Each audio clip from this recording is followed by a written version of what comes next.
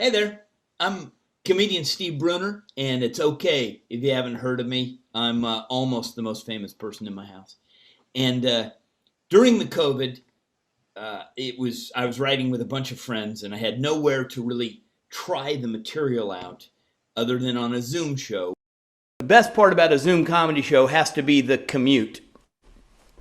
That's absolutely, yeah, you just can't beat it. I left the back of the house a little early to make sure I was here on time. I had plenty of time. I was able to take a detour. I went sightseeing in the kitchen. I got a souvenir, which lacks some aspects of connectivity, and you don't get to see the people. And I mentioned this to a buddy of mine. He said, well, what if I brought over some people and we socially distanced, and we had this idea, and he set up his backyard, and I said, well, we need an intro, and is somebody going to warm up, or is it just going to be around a campfire? And no, he set it up super nice, and here's part of what happened.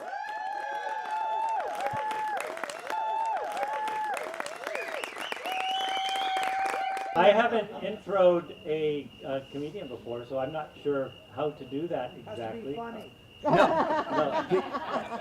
Actually, the worse you are, the better I am. I think I'm on track. You're on track. I'm on track to be the worst possible intro-er. You're real close. Thank you. Let me just move that out of your way. Yeah, just keep moving stuff. That's a great idea. Let's not have momentum. You can leave that one. You can leave this one? Sure, why not? Okay. Yeah. I want you to. Okay. So, ladies and gentlemen, direct from my backyard, Steve Bruner. That's Rob, everybody.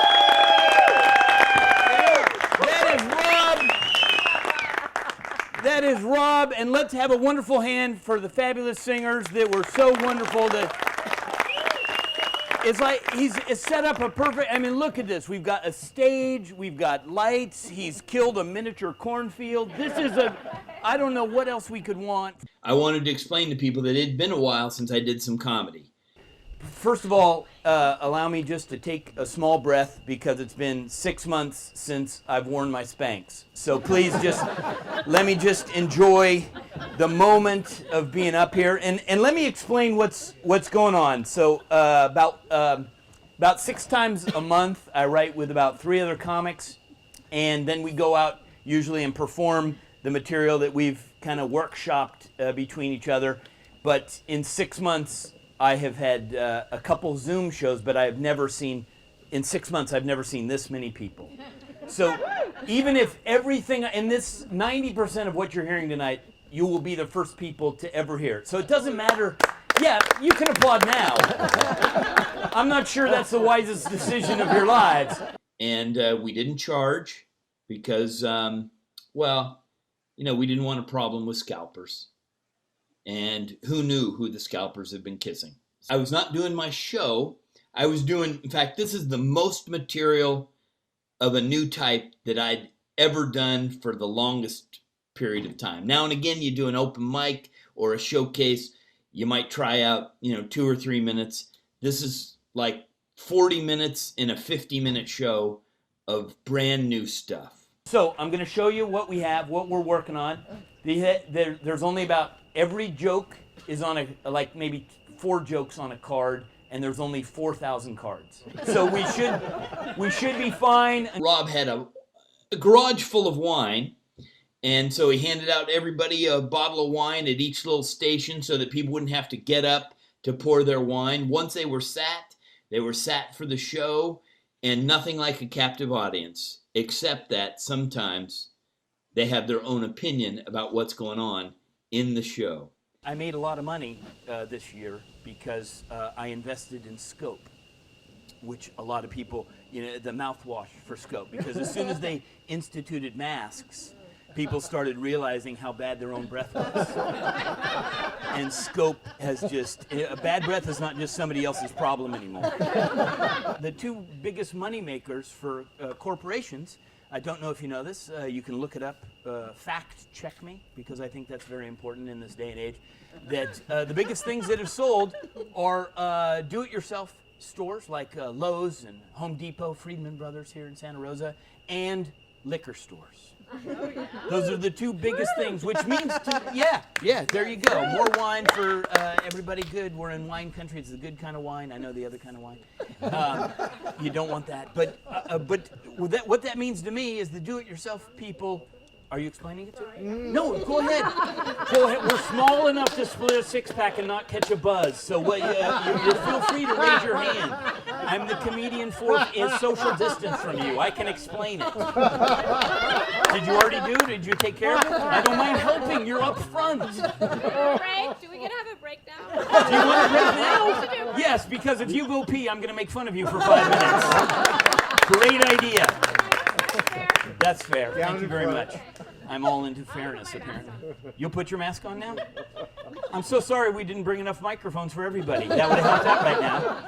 I've never done the team act before. And I couldn't be more delighted because I hadn't spoken to a live person other than my wife for quite a while. So I was happy with them just being there. They could say whatever they wanted. So my point is, about the do-it-yourself stores and the liquor stores, that means that people are getting drunk and making stuff. So the big idea that I think you should probably avoid if one of your in-laws or a friend of yours invites you to their guest house, do not be the first to try their gas stove. That is my suggestion. We have crossed off one page, people. We have done one page. We were all in this together, so I could actually say, hey, what if I tried it this way? And what if I tried it that way? I don't think that one's going to go. I don't think this one is as funny, but I'm going to tell you because you're all stuck here. We all know beauty's only skin deep, but it's weird how much people love that first quarter inch. You never hear anybody say, you never hear anybody say, hey, an inch and a half down, she's really hot. Yeah? Oh, okay. I didn't think that was not a woman. What if I said, you never hear a woman say, you know, an inch and a half down, he's really hot? What if I switched it like that? No? Oh, the inch and a half is funny. At least that's what she said. Well, I did think of a depth joke in that, but then I thought, Not a dirty comic. Some jokes, you know if they work or not because of the response. I think some words should have restraining orders. They shouldn't go together. Like when I was younger, like high school, I would have thought that like just friends, those shouldn't go together. Bowling cuisine shouldn't go together. This joke and this act. And then some jokes I knew weren't gonna work before I even said it. In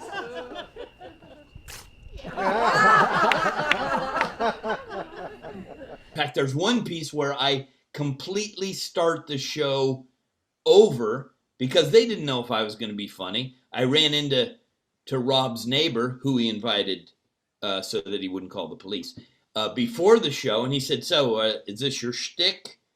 And I said, well, I don't really do shtick. I tell some stories. They're not my jokes. And he's like, oh, okay. You know, he was unimpressed with the idea that Rob knew a comedian. A lot of you didn't know me, didn't know if this was going to work or whatever, so I couldn't do this joke up front. But this is an upfront. Pretend we just started the show. Like it's just, hey, the fabulous singers, good job, Rob. It's Steve Bruner. Exactly. There you go. That's exactly right. Well, thank you very much for coming to a comedy show. Political correctness and comedy are not completely intertwined these days. It's very, very hard. In fact, it used to be if you can't say something nice, don't say anything at all. Now it's if you can't say everything nice, say nothing. So, in conclusion. This was one of the most helpful crowds I'd ever been because not only was I starved for audience attention, but this audience, like so many people, were starved for actual live entertainment. any entertainment other than, flipping through a Hulu or their Netflix. This was a live, get out, socially distance, wear your germy, your hazmat, your mask as you wish, stay 6 feet away from everybody else, say, hey, throw me a new bottle of wine. And so they were willing to help out to whatever degree the comedian needed. I've been walking. I've been trying to, walk when it's not smoky and Armageddon skies. Apparently somebody liked that one. There you go. I like that one. I tried to find a progressive church. That's hard. They don't sing hymns, they sing thems.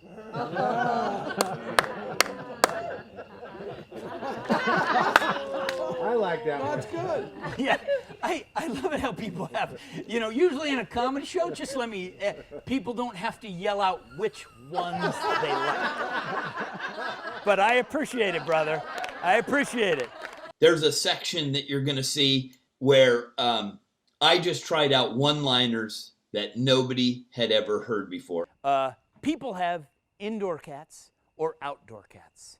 I have 2 outdoor cats. They belong to my neighbor.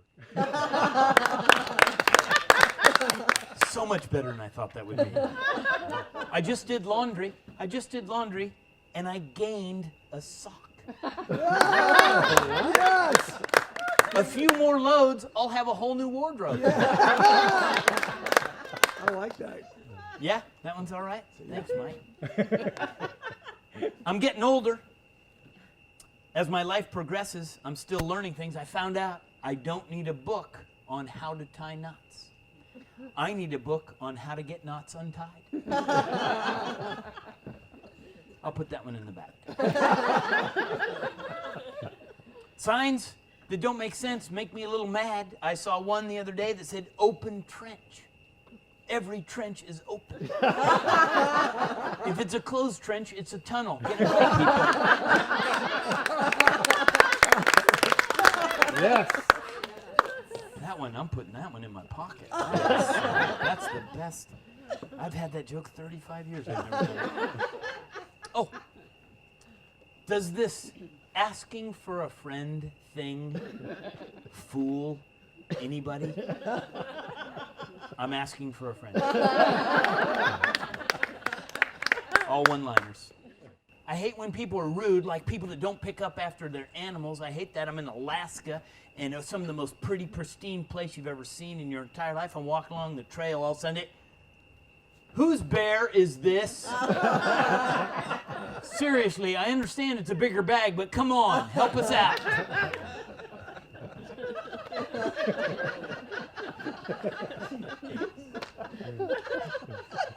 I'm going to wait for that laugh to die down. That's fantastic. I love that. I had a great start to the school year. I went to the same high school as a couple of my friends here, and I did a fundraiser for them. And to honor me with the fundraiser and the money that I made, they had a Steve Bruner look-alike contest, and I got 4th. It was dangerous to only do a bunch of new material to a bunch of new people. And so every now and again, I threw in a tried and true piece just to keep the plates in the air and to keep the people from storming the castle. The biggest gig I had before the whole COVID thing went down was in February. I played Washington, D.C. for a bunch of senators and congressmen. And yeah, big event. Big event. And I think, Power, and the reason they picked me is because I don't make fun of anybody. I believe the reason they picked me. They thought I was amusing. And also, I don't make fun of the rich, the famous, or the powerful, the people you read about in the newspaper or going to vote for, or anybody like that. I pretty much think that making fun of them is kind of like the lowest hanging fruit on the comedy tree. And as you can tell from my act, I prefer to pick up my fruit off the ground.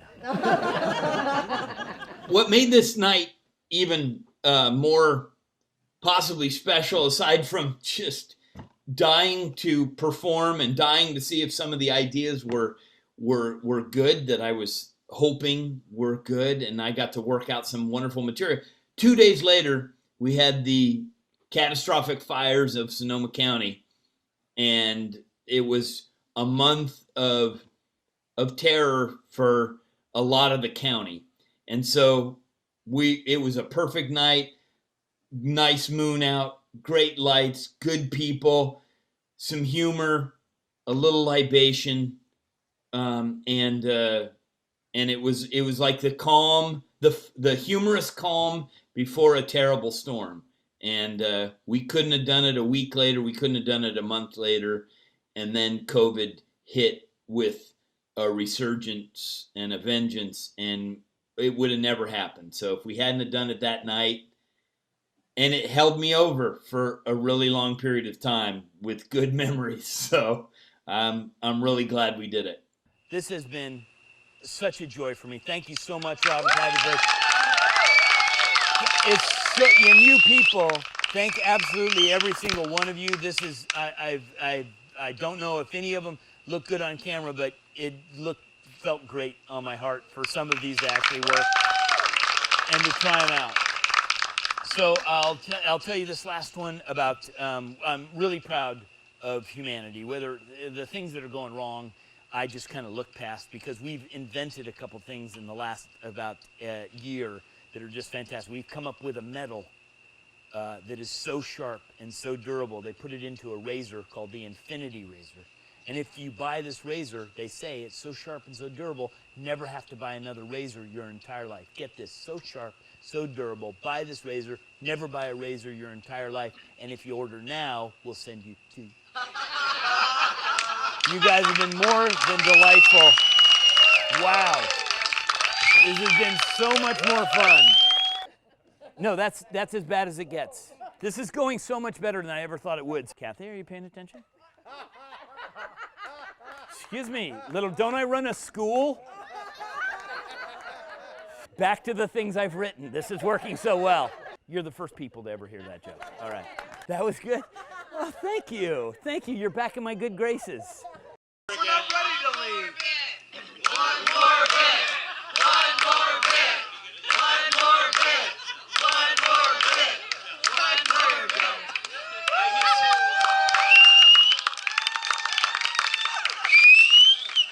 I stayed in a lot of hotels when I was performing around 49 states, 72 countries. I've stayed in a lot of hotels. Every hotel you walk into has a slogan, something to the effect of "just like home," which I don't believe for a minute. I've never been in anybody's house where they bolt the TV to the dresser. I stayed in one hotel where they bolted the remote control down, and it wasn't facing the TV. My only entertainment all week long was pissing off the guy in the next room. 5 minutes before bet you want to see the end of that, didn't you? 3 o'clock in the morning, CNN, really, really loud, just for you. Oh, you are going to have such a porn bill. Unbelievable. You guys have been so great.